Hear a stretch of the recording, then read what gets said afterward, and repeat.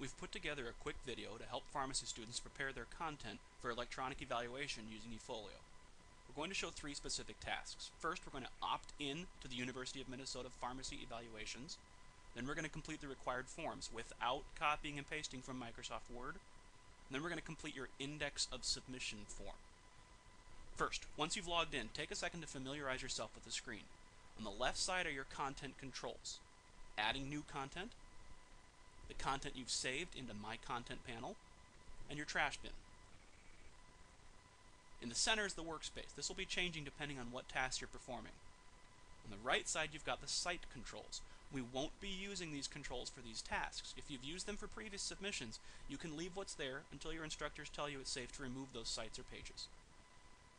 Okay, the first task. We're going to confirm that we're in the Accounts group called University of Minnesota Pharmacy. The Accounts tab, the Groups sub-tab, University of Minnesota Pharmacy Students.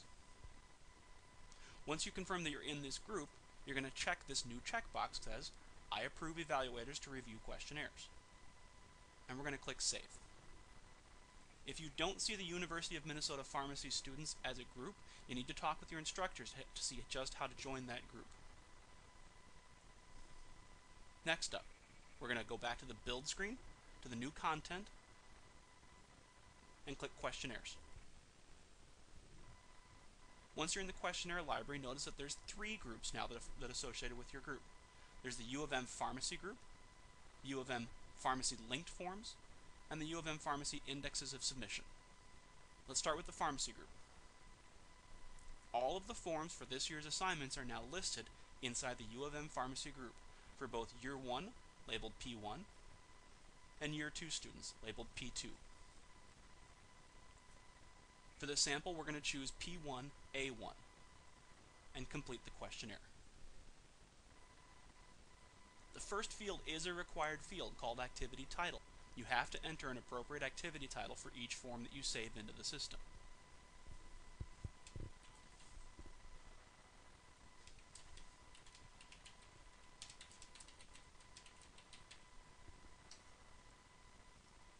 Next, for each of the fields that are associated, you do not want to copy and paste directly from Microsoft Word. What happens if you do? Well, let's see. If I type a simple word like hello, I select it, I copy it, I switch back to eFolio, and I attempt to paste it into this field. Looks okay. It's not. If you click on the small HTML button on the toolbar, you'll see that Microsoft Word is actually inserting its own set of formatting code to try and ensure correct associations with all of its own internal styles. This extra code is throwing off the eFolio system. I'm going to cancel this out. I'm going to do a select all command, and I'm going to delete that. That'll get rid of the formatting code. So how do we get content from Microsoft Word? Well, let's see. If you've typed your content in Microsoft Word, you can still use that content. Select the content that you've typed, copy it.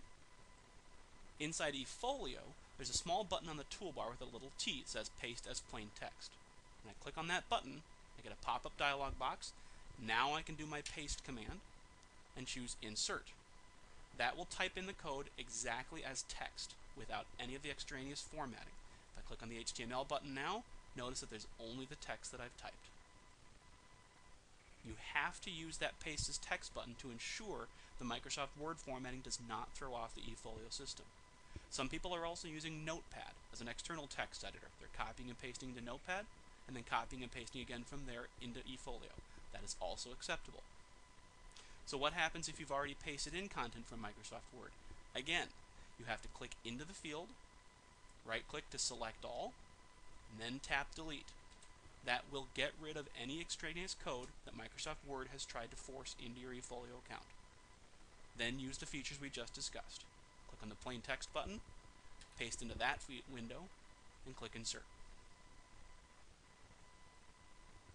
When clicking Save, the system should return either to the questionnaire library or to the home page that you may have been editing before. If the screen does not change, your content has not been saved. So you need to check for a couple of things. First, make sure that inside of the forms you're working on, you've completed an activity title. If I do not type an activity title, and I instead begin work directly on the form, and I attempt to click Save, the form will not be saved. Notice how the screen did not change. What's actually happened is the activity title is a required field and it cannot be left blank. In addition, if I've pasted code from Microsoft Word, that will sometimes prevent me from saving the form.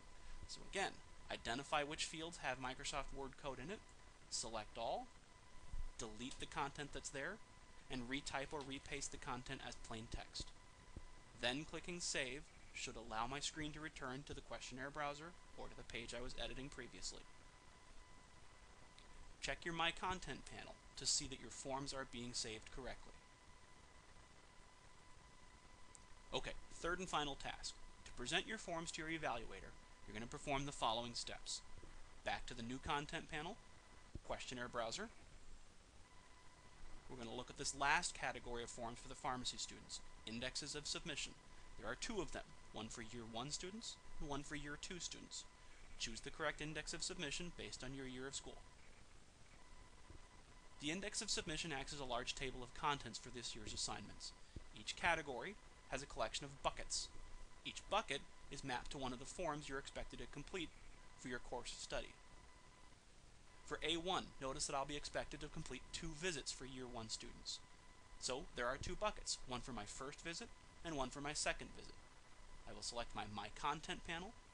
I will select the first visit that I completed and drag it to the appropriate bucket. I will take my second visit and drag it to the second visit bucket. And I will click Save. I have now submitted my forms for evaluation.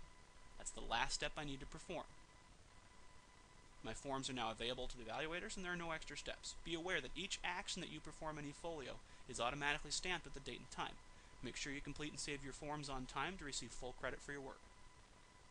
So, to review the steps that we performed.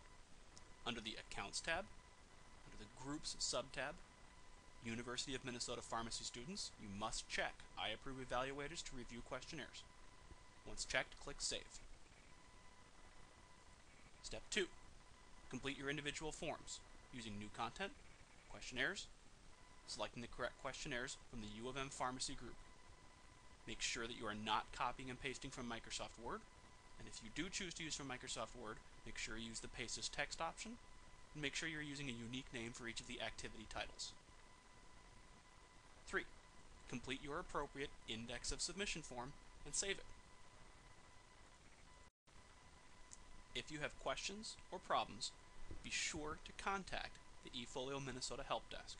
Check efolio.custhelp.com for hours, phone numbers, and ways to get in touch with the support team.